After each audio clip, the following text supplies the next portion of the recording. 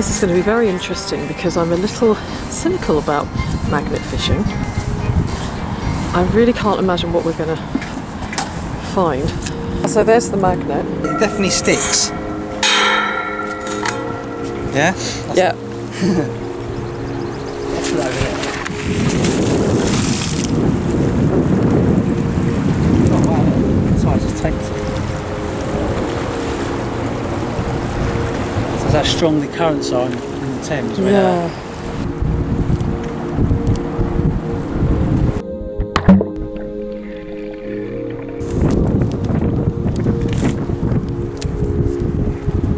Anything?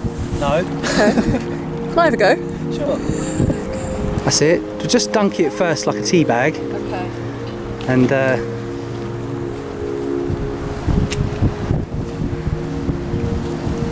let it plop.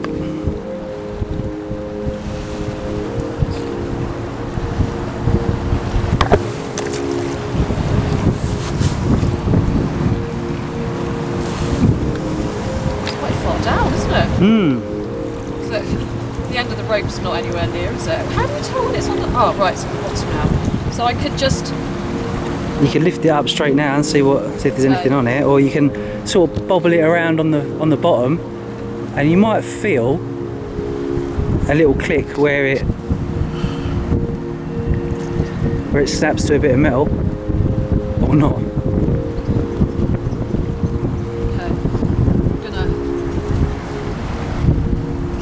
It up and see what we've got. No, nothing. No, nothing yet. Oh. Nothing yet. I've got my knees stuck through the bar. Oh, we'll have to call the fire brigade now. I'll try it over here.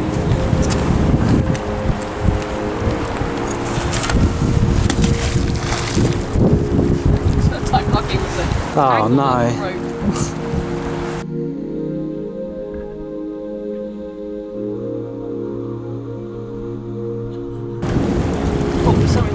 Oh, really? Yeah. See? Oh yeah, so there is. Let's see what's on there. Let's go and have a look. What is it? Oh, I think that's a knife blade. Let's see. Oh, that could be. Well, it's iron. Yeah. And look, it's sort of thicker one edge and thinner one edge. Well done you. Find of the day.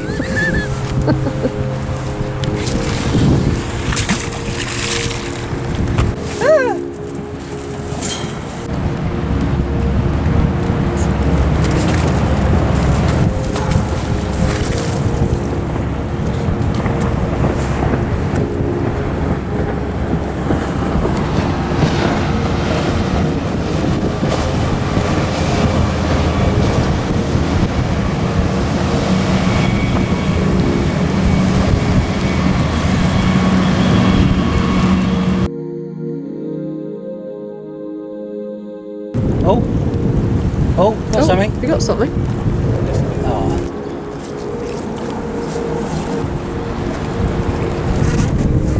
Oh wow, that's big. That's a padlock. Oh my gosh, look at that.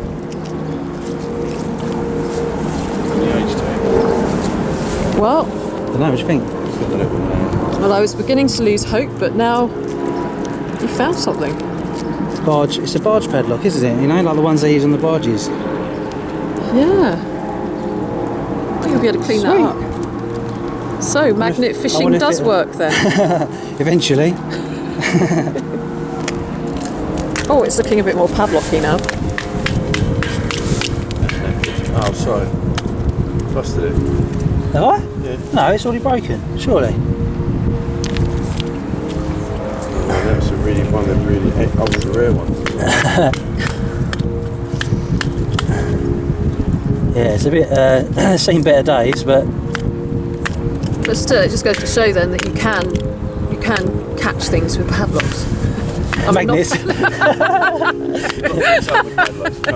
You can catch things with magnets. Yeah, it is. It's an old Thames. Oh, sometimes it might be a maker's mark, I think. I've got on one. I found a padlock actually, and I think it's a Thames barge padlock, and it's got a little maker's mark on there. Okay, coming cleaner.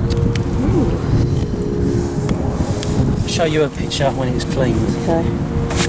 Oh well, maybe I'm partly converted to magnet fishing now. Add that to my list of activities.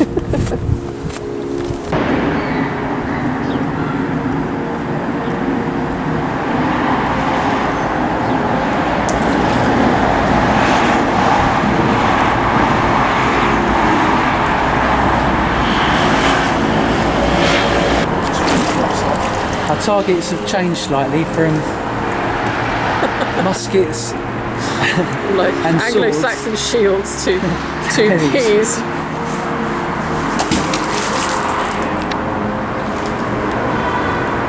Got a 2P. It's 1 penny. Oh yes. Yeah. 2,000. 2,000. Well done, that man. 1p. And do you know why? They're magnetic, and because copper isn't magnetic, but these new ones have got steel core because they're too expensive to make pure copper coins now. Really? Our English coins are now got a copper core, metal. So older ones wouldn't be magnetic? Yeah, anything's. I think I'm not sure the exact date, but it's like pre 95 or something like that, or something like that. They're pure copper, but the new ones have got a steel core, which is why you can pick them up with a magnet. Okay. In case people are wondering. That's an interesting bit of trivia for the day. Yeah. I've learnt something new today.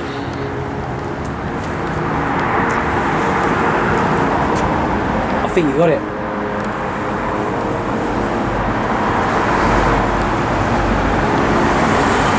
Yeah, Nice. Need to rig it up so it doesn't.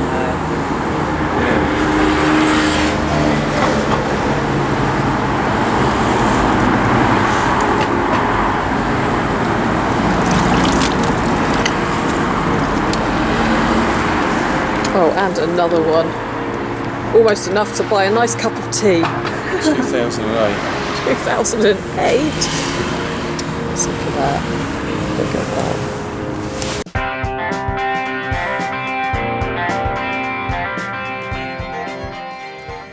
This is how I like to clean the padlock. It's got a bit of rust on it, so we're trying to get it nice and clean using a hammer. Take the worst off. Screwdriver as well.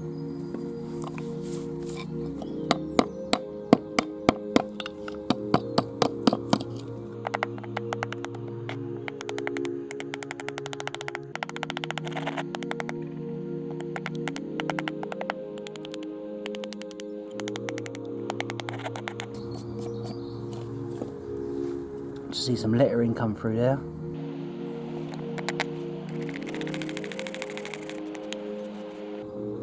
Not sure how much you're going to get out of it. It's like maybe an S and an O. I think I won't tap any more of that. I'll use the grinder with a brass plate on it.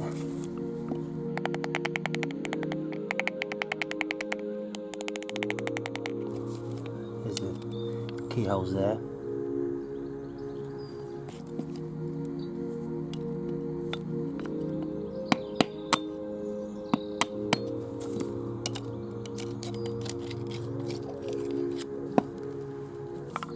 There's a keyhole.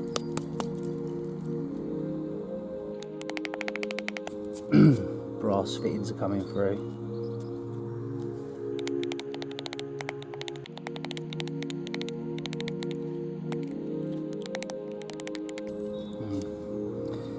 Damage to be expected after 100 or so years in the Thames. Right, let's go and give it a grind.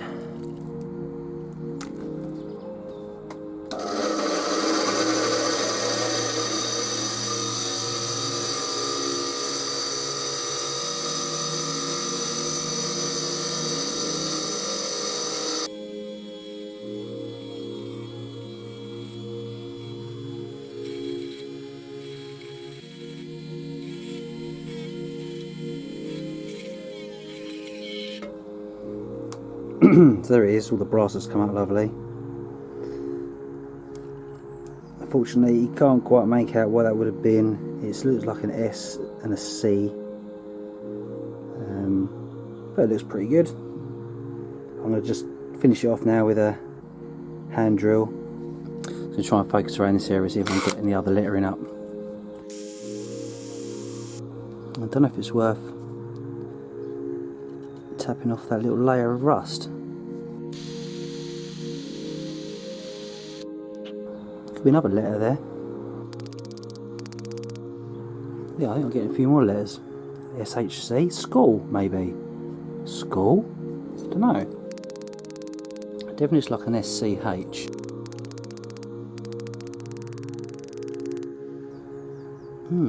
Maybe a skull. Skull? SCHOLE maybe? Skull. I reckon that says skull. So who or what was skull? Skull. Oh, maybe that's a Y. Scully. See that? Scully.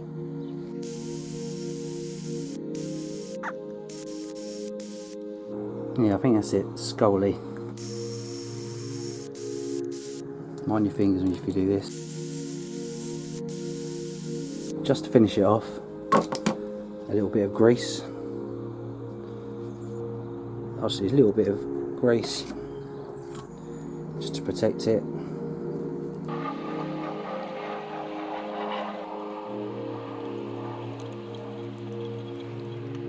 This is just a quick way of doing it. I'll do it probably later. But I like that. That's pretty nice. Pretty nice finish. I think obviously it's been cut at some point, so it's actually been broken into. They probably lost the key and cut it there, opened it up, and thought, well, can't use that anymore. Old Scully lost his key.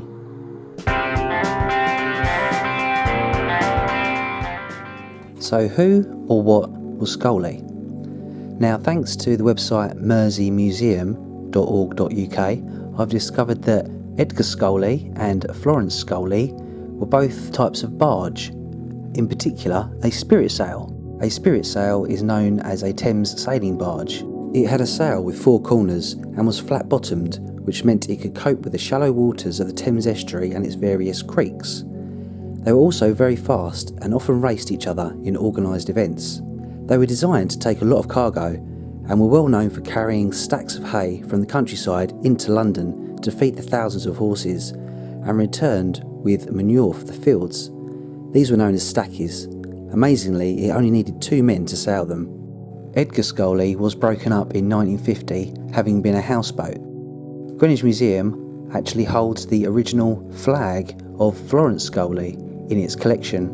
So who was Thomas Scully? Thanks to the website greenwichpeninsulahistory.wordpress.com, I found out that Thomas Scully was born in Bermondsey with a wife and daughter, and was 23 when the 1881 census was carried out. In 1903, Thomas Scully was a barge owner trading at Piper's Wharf.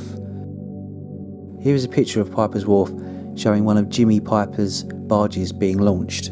Sadly, Piper's Wharf is no longer. I believe it's being made into a development.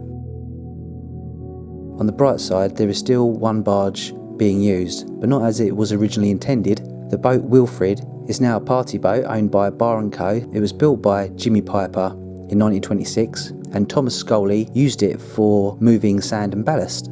So next time you're in London, look out for it on the embankment and raise a glass to Thomas Scully.